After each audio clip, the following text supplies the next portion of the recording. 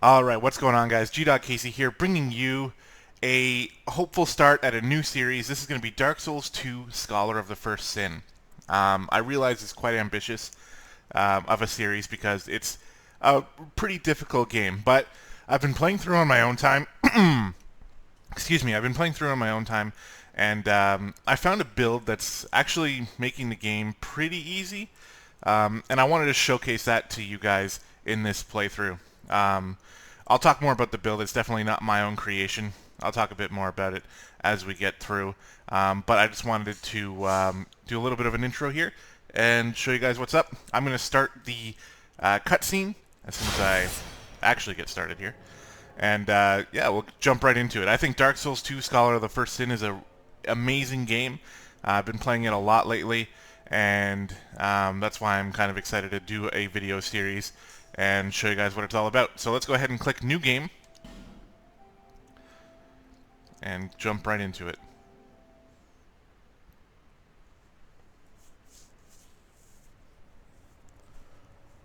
Perhaps you've seen it, maybe in a dream, a murky, forgotten land.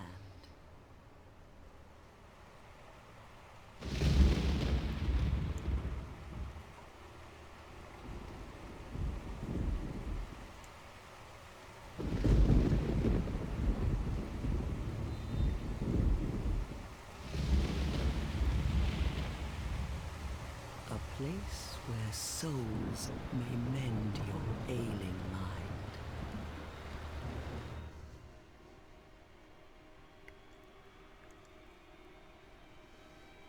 You will lose everything once branded, the symbol of the curse, an augur of darkness. Your past, your future, your very light.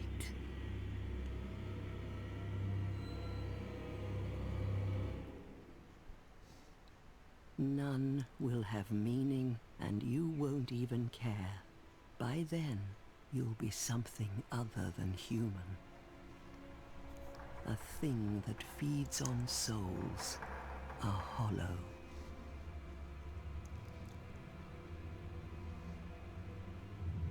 Long ago, in a walled-off land far to the north,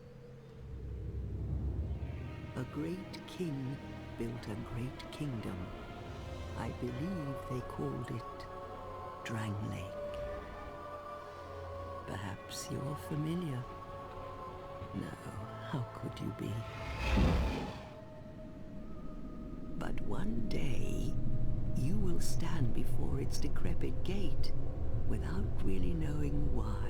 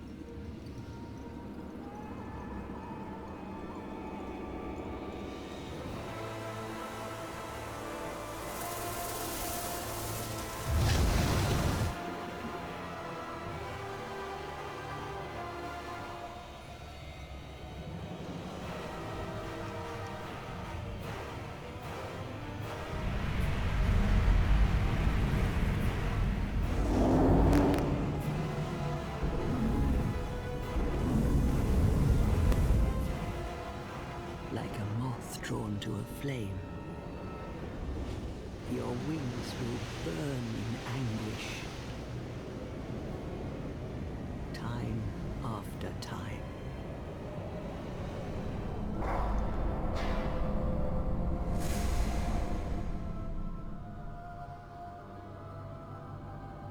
For that is your fate, the fate of the cursed.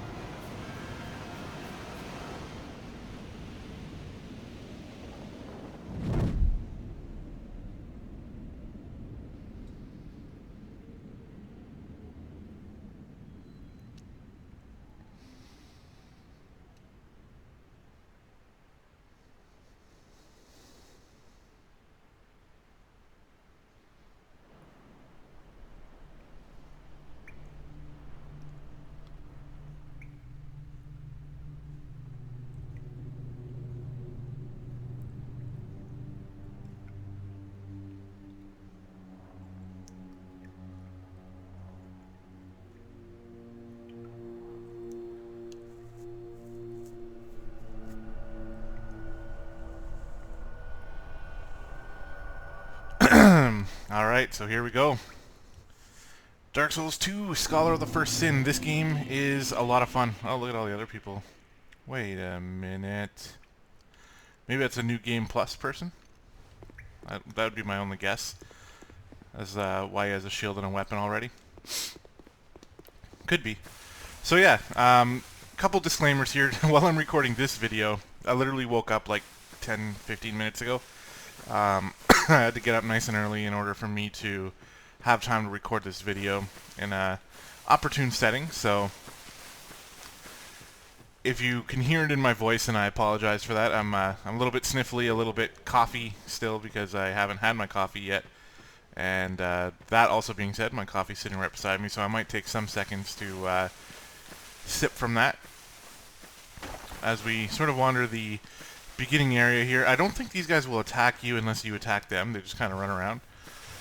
Not really worth fighting them, to be honest, because you can kill them, but it'll just take way too long and you don't really get anything for it.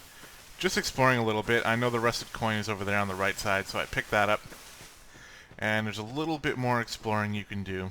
And that's honestly one of my favorite things about Dark Souls, is just being able to explore like you can in this game. It's just a lot of fun, even if you've already been through this area before. So you can come down here and pick up this, which will be pretty important for, well, not important actually, but just a fun little thing that we can do pretty shortly actually. So yeah, that's about all we can do for now. Let's go ahead and enter here and start a new cutscene.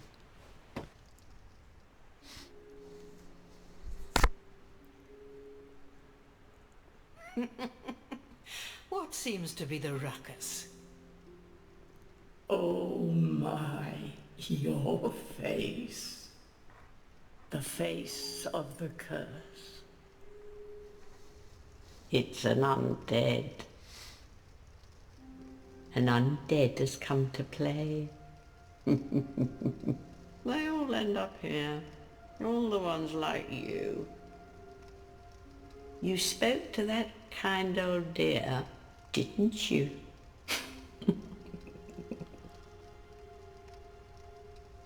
You're finished. You'll go hollow. Yes, you'll become one of them. Hollows prey upon men, feast upon their souls. This is the fate of the cursed.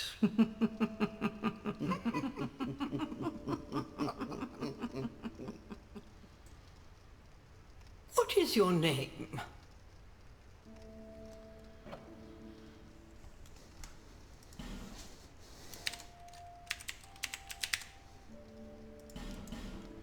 Oh, fuck. That always happens to me.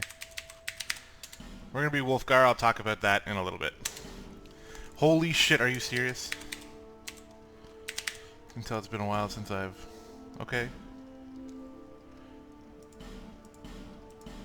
What is even happening?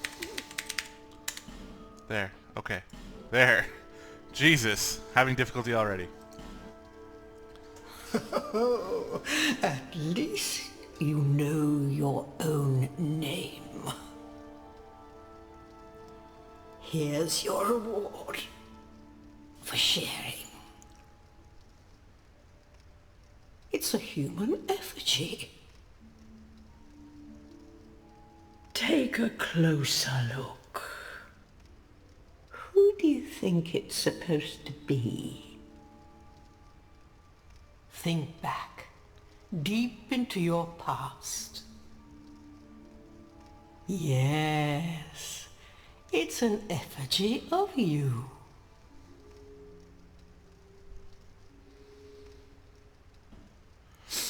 Alright, so here's where we get to create our class, and I'll talk a little bit about it before I cut away to do like the actual physical looks of him. But what we're going to start with is Warrior.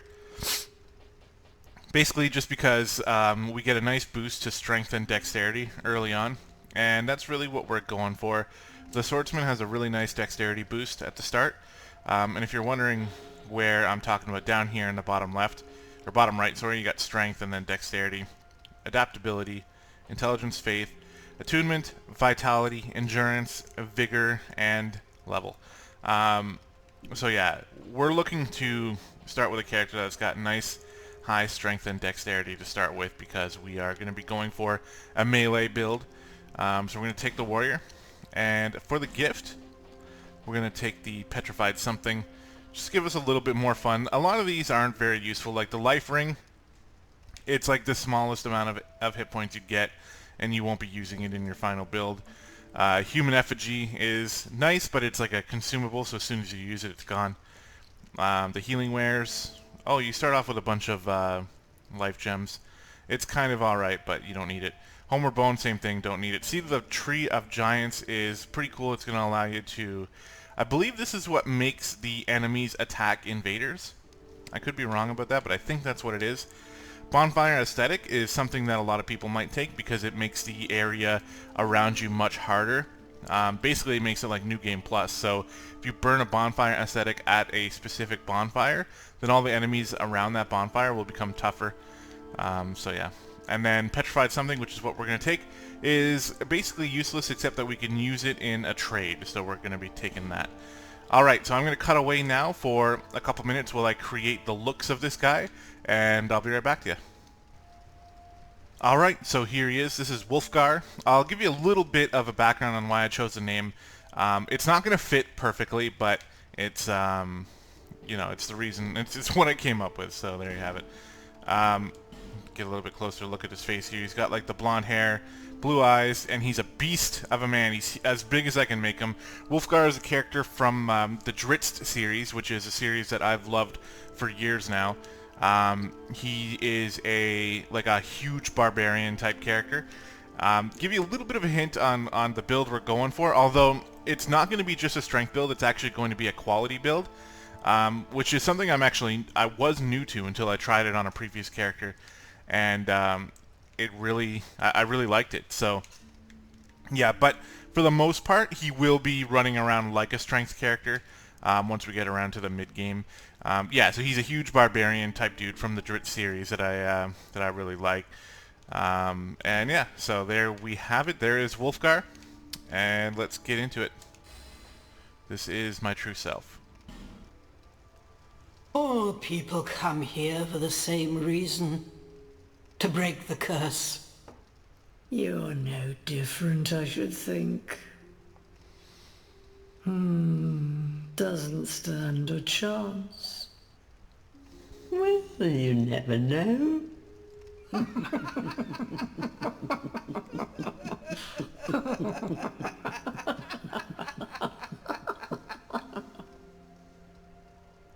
Go through the door and trot along to the kingdom. But remember, hold on to your souls. They're all that keep you from going hollow. Oh, I'll fool you no longer. You'll lose your souls. All of them. Over and over again.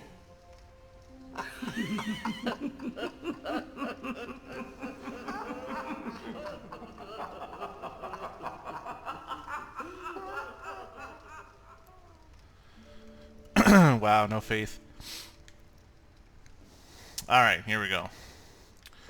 So, first things first, we're going to come upstairs, which is over here. Now, I want to clear something up as well. I love the lore in Dark Souls. But I wouldn't consider myself like a lore nut. I don't go out of my way 1000% of the time to find out every little piece of lore. So that's not really what this playthrough is going to be about. Although I will speak to people, and for the most part I'll let their dialogue play out. But sometimes it takes a really long time, so there will be some dialogue where I'll let it sit for a minute, and like, here, I'll show you, like, kind of like this. This is a limbo. Fair traveller, I know. Why else would you visit such a place? This lost, decayed kingdom. See, like, give you a chance to read what they're saying, but if it's like a really long sentence, then I'll skip through it. My name is Millibeth. The old women were once firekeepers. I am here to look after them. It is what my mother did, and her mother before her, and so on. The old women were keepers of them, but now the fire shows signs of fading, and the kingdom is beset by hollows. The old women are sisters. I am told there was a fourth. Long ago, fire keepers were commonplace. But now they are lost, scattered to the winds. The old women...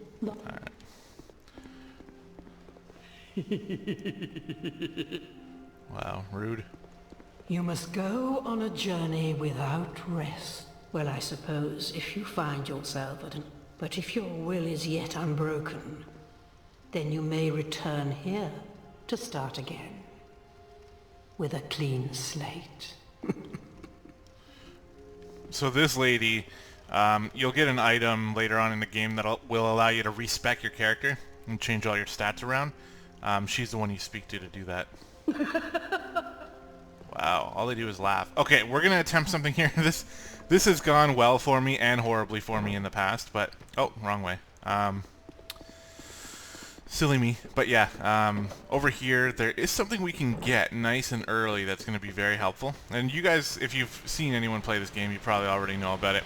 For those of you who have never seen Dark Souls before, then you can come over here, and these footprints will give you an idea of what you're about to encounter. Up here. And we'll try our best.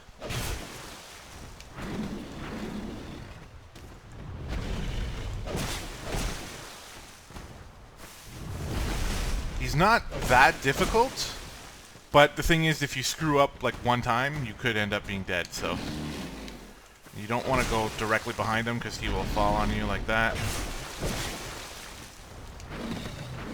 And the other thing is, because he has so many hit points, like, it can, like, things can be going so well. Uh-oh.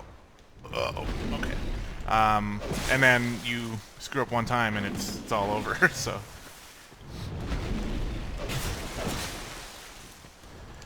And it also takes a little while, but it's worth it. Basically, you just circle strafe him. You can use your dodging. Oh.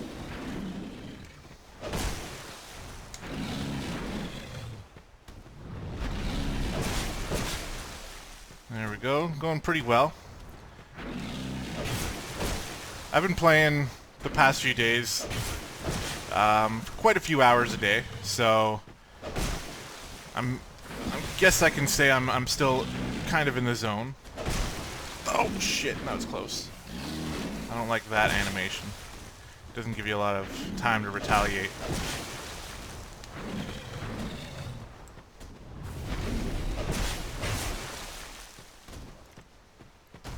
You just keep chipping away at him. Oh shit. Ugh.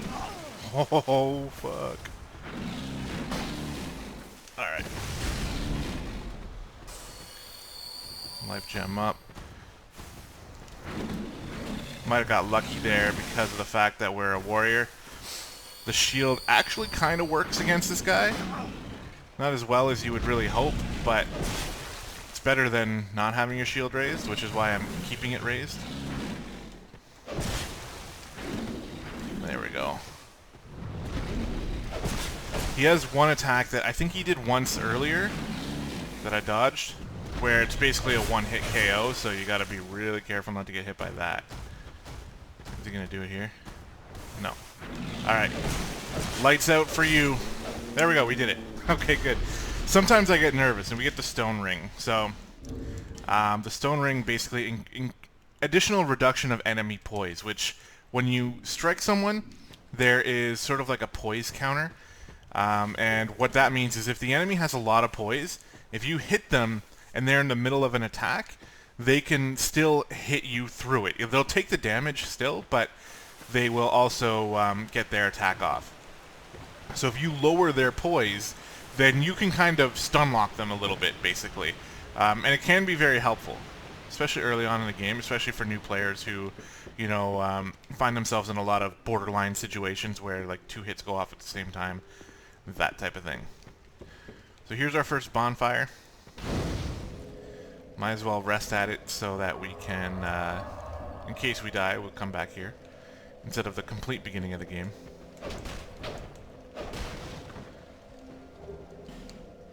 And we can grab a torch. Here, I'll light the torch. I don't usually light the torch here. I don't think it really matters, but we'll give it a shot.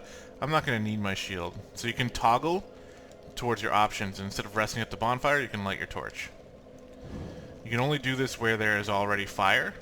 So basically bonfires. Sometimes you'll find some torches that are already lit. Actually, I guess like this one here. But we'll go ahead and we'll light all these. This is the tutorial area, and we will be coming through each of these areas. I'm just making sure I can light the torches. I honestly don't even know if this does anything. I'm just doing it because I don't know. Which brings me to a good point. I'm not a Dark Souls expert by any means at all. Like, if you want someone who is going to be an absolute expert at the game, someone like Epic Name Bro, then, you know, you can always watch their playthroughs and they're going to teach you the ins and outs of everything. Like, I'm using this weapon because of these stats and it helps me against these specific enemies. Oh, and also, by the way, in the lore, this person used it to fight off this guy in this land like this many years ago. Like, I'm not going to be that kind of player. I'm basically just going through the game and, you know, using my video game skills to get through by killing, you know, just chopping my way through. Like I said, I am interested in the lore. I do like it, so I will talk to the people and give you guys at least that. But other than that, I'm not going full out of my way, and I might make some mistakes. I might not know where every single hidden item is. That's actually a big part, a big thing. Like, especially in the later levels, the ones that I've been through, you know, least often. There's areas where I know when I make it through that I missed some things, but excuse me, jeez, of course my throat picks today to be a little bit scratchy. There's going to be areas where I know I'm missing out on items and that type of thing, and you know, it sucks, but it's just sort of the nature of it. I just haven't been through those areas as often. That being said, if I do know of a hidden area, I will go through it. I'm not going to like just skip it just to save time. I do like to complete as much as I can. So it's not like I'm going to be rushing through the areas and skipping things just because I don't need them. Like, for example, early on in the game, there's a hidden sorcerer catalyst that you can pick up. You can skip it if you don't know where it is, or if you just, like, I know I'm never going to use it, but I'm still going to go pick it up because I know where it is and I like looting, so. This game is one of my favorite well, pretty much is my favorite game for how it likes to reward you for exploring through the area. Yeah, this guy's a bit of a dickhead. Ah, see, right there, he was going to attack us, and we hit him. Now, without the ring of or without the stone ring, who knows? We might have still been able to sort of stun him through just because he's like a beginning enemy and maybe he's got no poise. But if he had a little bit of poise and maybe he would have hit us there, then, you know, we stopped him because we're wearing the ring. Alright, so here is where we come to the area where we can do a little bit of trading. This nest right here. You! Give us food! Yes, you! Give us Silky! Such a high-pitched voice. Alright, so what we want to do is come to inventory, and we're going to use first the small and silky stone. We're going to leave it. It's going to go on the ground, and then it's going to change into something else. Yeah! Silky smooth! Yeah. Crimson water. I don't even know what that does. Let's, can I see in here? Crimson water. Greatly restores HP and spell use. Oh, cool. Alright. Well, that could be used in a pinch if we find ourselves in a tough spot. And the petrified something is also something we can leave. What do we get? The white ring. The white ring basically just makes... Shh! It makes you look like a phantom. Does nothing for you at all, except that. So we can kick the ladder down, then we can jump down here, and we'll pick this up. Just a soul. And light this. I don't think I'm going to have enough time to light all the torches. It's a little bit sad. And we're going to come through here, which is the second area of the tutorial. All these things will give you, these signs here, they give you like the controls. I already know the controls, so I'm not going to go through them.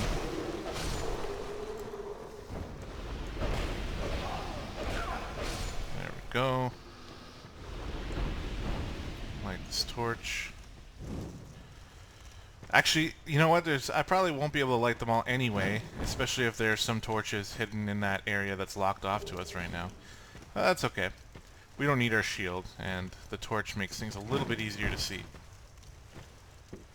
Yeah, I'm definitely going to run out of torch right now, so... Oh well. Light this last one here. And this is where you get to learn about plunging attacks. Let's let our torch run out for dramatic effect. There it goes. So you can, is it him? Oh, he's a little bit far. Can I hit that guy? Oh yeah, I did. Okay, there you go. So basically, oh, it doesn't even kill him. Basically, you just attack while you're falling. It's pretty simple. They're a little bit harder to land though than you would expect. You really don't use plunging attacks that much, but you're grateful for the opportunities when you can. Cracked Red Eye Orb will allow us to invade other players. I'm not going to be doing that, but I will be playing online. And I will try to remain in human form as long as possible. For those of you who don't know, if you're in human form like I am right now, you're basically playing online. Unless you like turn the setting off or turn off your internet. You're playing online, which leaves you open for a couple things. You could be invaded by other players who are just looking to do some PvP. They can jump into your world and they can try to kill you. Or if you're human form, you can summon other players to come help you in co-op. And I'll be doing a little bit of that too. I like playing co-op. It's fun. It adds a neat dynamic to the game, and it does make some areas easier to go through. So, if there's some areas that are genuinely pretty tough, and I'll be taking advantage of co-op if I can. Also, Scholar of the First Sin added a whole bunch of like new NPCs you can summon to help you out, which I think is really cool. And you'll bump into some of them along the way if you're in human form, and summoning them is very helpful. There's, in particular, one area that we'll be coming up to pretty soon where it's like a super dark area. I'm just showing you the spot right here. You can jump down. You can see the item there. Right here, if you're careful, you can just jump down and then jump down over here. And you're going to get the item that we're going to be starting with, the Morning Star. We're not going to be keeping it for very long, actually, but it's going to be what we use to make it through the beginning of the game. And then you just kind of come around here. So yeah, there's going to be a few different times where I call in some, NPC phantoms to help us out, and then even some online dudes. Like if I'm about to do a boss and I see some, some real players summoning signs around, I'll summon them. Who cares? You should do it too. It's part of the game. Some say, it's... I wouldn't even say that it's cheap, which is actually why I'm totally fine with doing it. I'm a little bit lost. I thought there was an item over here. Maybe I'm wrong. Yeah, we're in Majula now. This is like the central hub area of the game where we'll be coming back to time and time again. But what I'm doing is I'm just sort of going to loot the area because there are hidden things throughout the place. Like up here. Titanite shard, pretty helpful. Something I've learned in this game is you need to have, I don't know why people are dying here, you need to have a really balanced approach to what you're spending your souls on. That door's locked right now, so we can't go in there. But we can knock this down. Grab us Estus Flask Shard. We'll be using that right away. There's some pigs around the corner here. If you aggravate them, they will attack you. It's kind of like the dogs in the initial area. You can kill them, but it takes forever, and it's not worth it at all. Plus, they can kill you too, so... Hopefully I didn't aggro them too hard. They're coming. Whatever. we're just sort of canvassing the area here, going to be picking up all the different items. So yeah, I was mentioning like spending your souls on leveling up and upgrading your equipment. You need to have a really good balance for that, because both of them really help you out. But in particular, upgrading your equipment is incredibly helpful, and I've noticed that in my most recent playthrough, where you could level up, but you can also upgrade your equipment. Upgrading your equipment is generally better than leveling up, so you should do that. There's an item over here. I think that might be it. I don't know if there might be one up here, actually. Can't 100% remember. I know they're sort of scattered throughout the area. Yeah, no, nothing there. Alright, so we'll rest at the bonfire just to reset those pigs in case they try to bother us. Yeah, nothing here. Alright. Yeah, they're on the prowl. And they can do a decent amount of damage. It's kind of silly, so we'll light the Majula bonfire, we'll rest at it, and the episode is almost over. This one is basically just the intro, but I figured I might as well include all the talking in this one too. So from here on, I'm going to be talking to all the NPCs. I'm not going to be letting their entire dialogues play out like I mentioned before, but I am going to be... actually, let's go ahead and equip that Morningstar before I forget.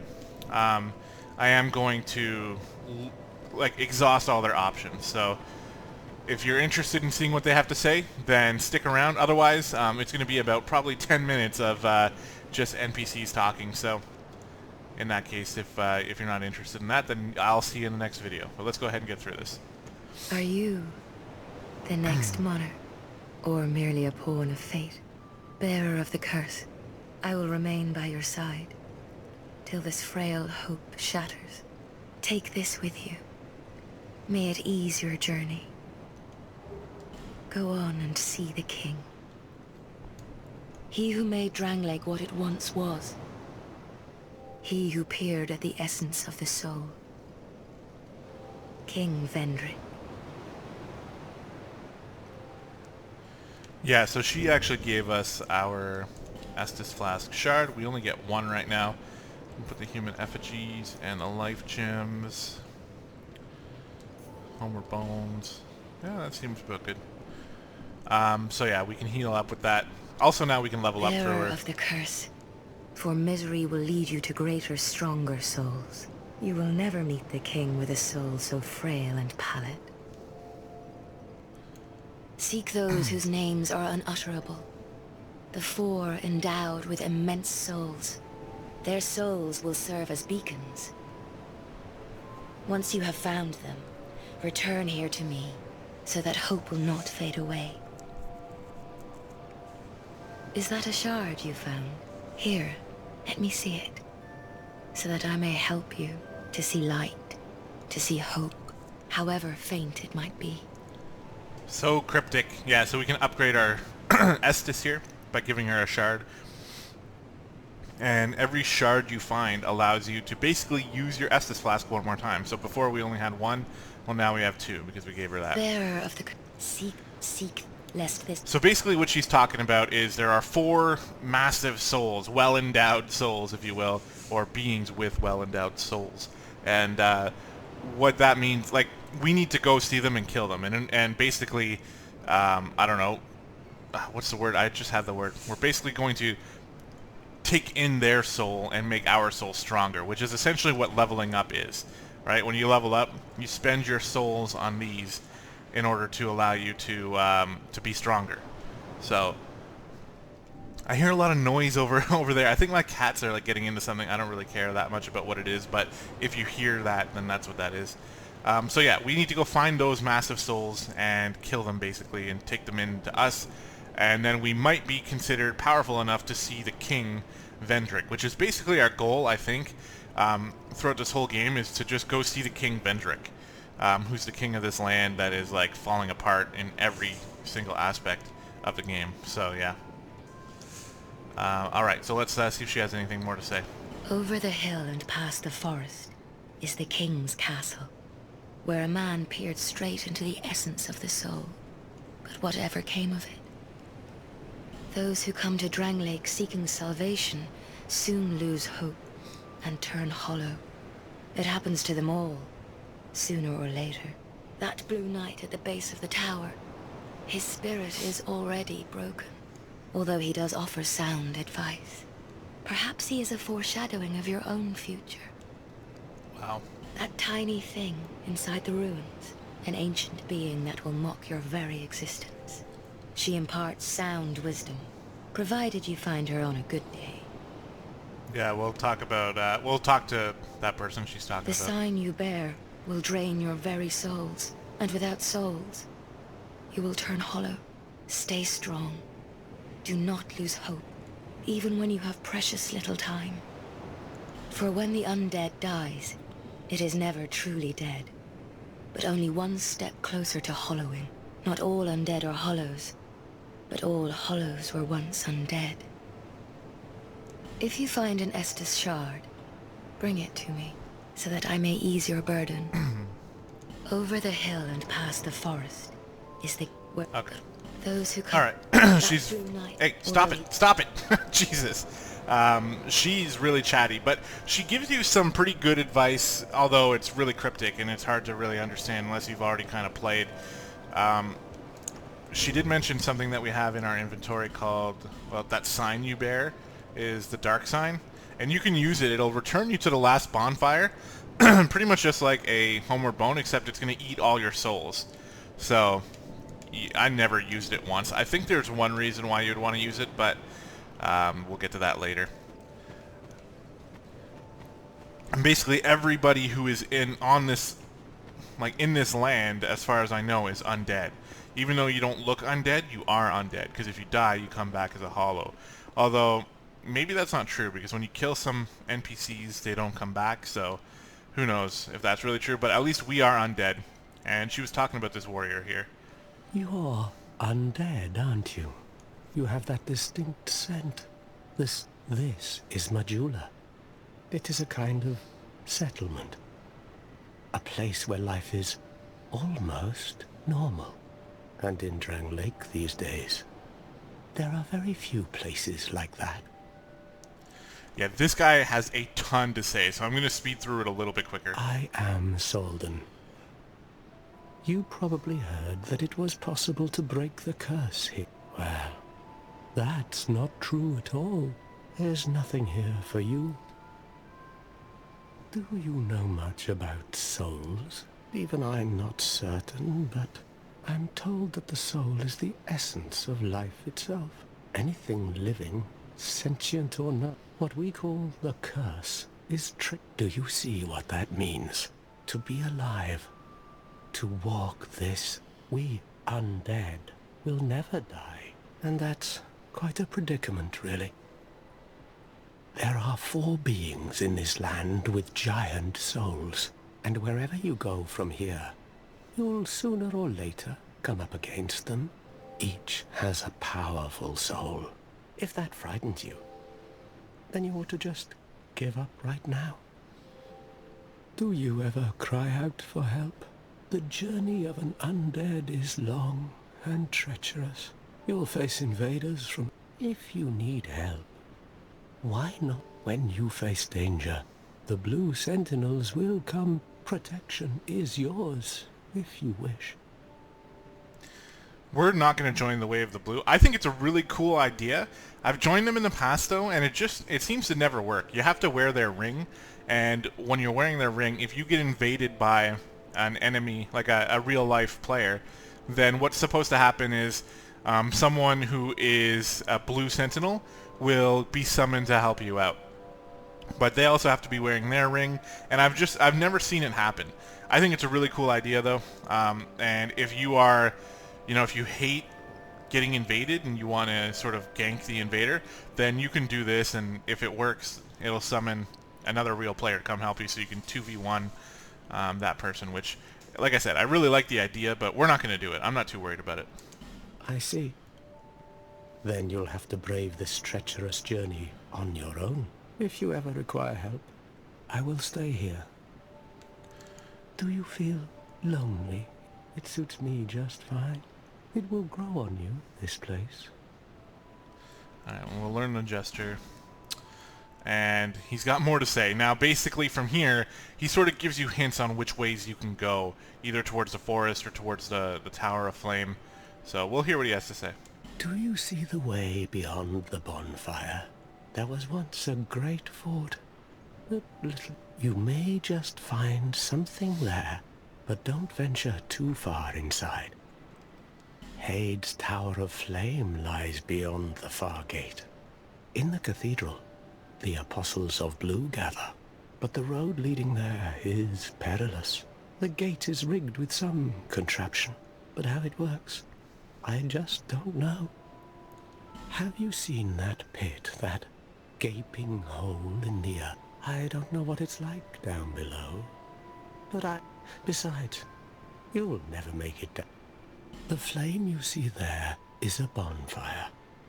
They exist all across the land. If you are tired, try resting beside the flame heals us.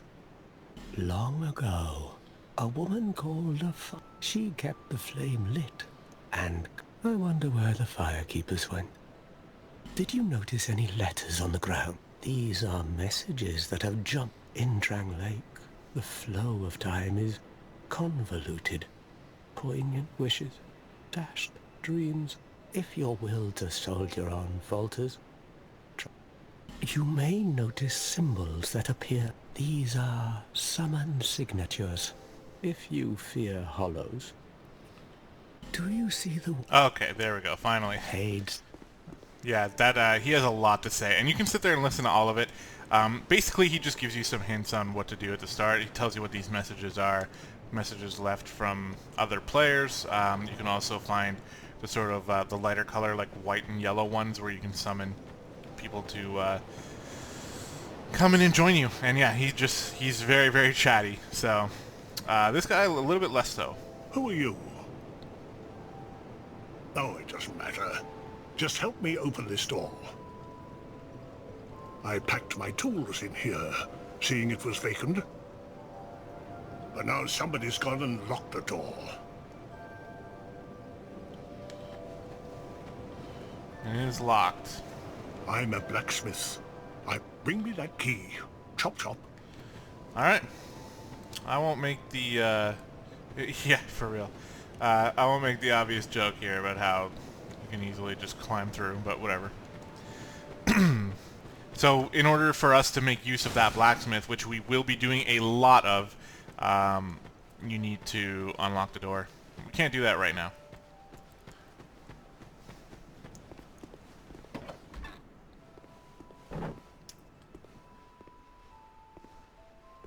Oh, undead are we? And one without much time remaining. Just about ready to fall apart, I'd say. Not exactly the time to be chatting with a cat. Well, oh yes. You may call me Shalqua. Enchanté. So, what did you want anyway? Ooh, you smell wonderful. Okay. She allows you to abandon your covenants, and I think you can look at what covenant you've joined, that type of thing. She also has some things to say. This place is already dead. Everything will crumble and waste away, so that... Isn't it wonderful? This place is fascinating. We receive only the most peculiar visitors.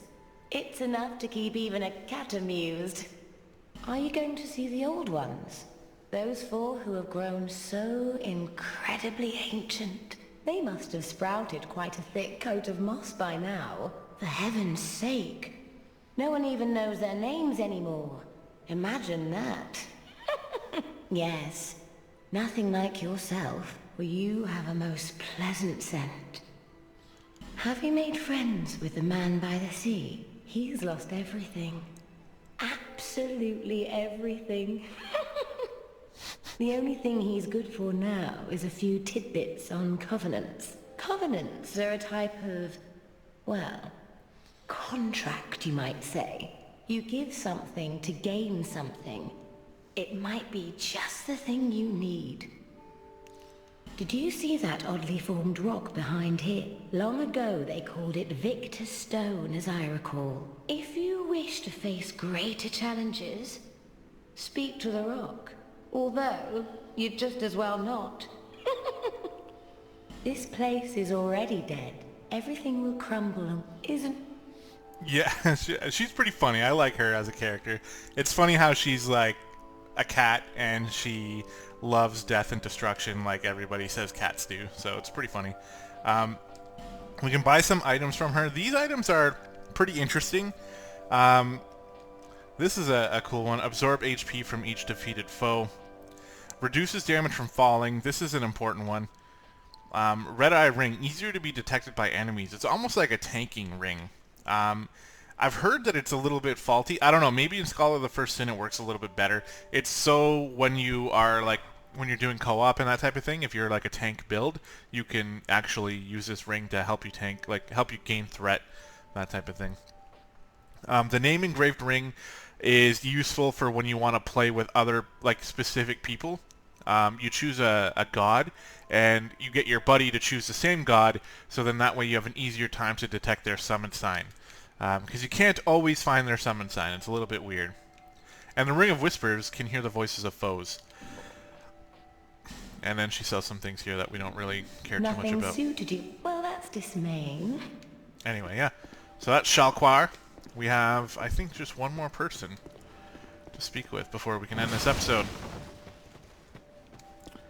And that is this dude. Hello there. Welcome to my shop. I'm Morlin, and well, I sell armor. Oh, sorry, Please do have a look at my wares. I could really use the business. So he sells armor, like he said. You can get some shields here. We already have this shield. This is the one we're using, actually. This is the shield we will be going for and using it for like most of the game, actually. And then you have the Great Shield. So the couple armor sets, one of the ones that we're already wearing, the hard leather set, as well as the Falconer set, which the Knight starts with, if you chose a Knight. I came from the west, from Volgan. Have you been there? It's a lively place. Fight, very competitive, of course. And you have to... But I didn't have the funding for that, so I left home. You know, it's been years since then, and I've... well, mate, I don't even know why I'm still here. Everything's all run down and dying. A group calling themselves the Blue Sentinels have gained much power in Volgan. You can't even run a shop without their blessing. They claim to be working for the greater good, but it's absolute hogwash. Oh, by the gods, why the hell am I here? Yeah, so he's kind of interesting. We might talk to him a little bit more. A lot of NPCs in the game have kind of like personal issues and that type of thing, and they sort of develop as you go through the game. I'll do my best with that in order to develop them, but I really don't know all the ins and outs, and I'm going to be missing a whole bunch of it. So again, that's not really what the playthrough is for. It's just to go through and beat all the bosses and shit like that, but I do know that he's got a little bit of interesting things happening with him. Anyway, notice, guys, if you're new to the game, I haven't spent any of my souls. Do not spend any of your souls early on. There's a couple things you need to get that are, if you're going to be following my build at least, and also just in order to make the game a little bit smoother through the start. So don't level up, don't spend your souls yet, because we got some things we want to spend them on. Anyway, guys, thanks for watching. This has been episode 1 of Dark Souls Scholar of the First Sin. It's going to be a lot of fun to do this, and hopefully you guys are enjoying it. Again, I apologize for all the NPC chatting at the end of this video. I promise you, next video, we will be going through the first area, and you'll see lots of combat and lots of fun stuff. So thanks again, and we'll see you guys later.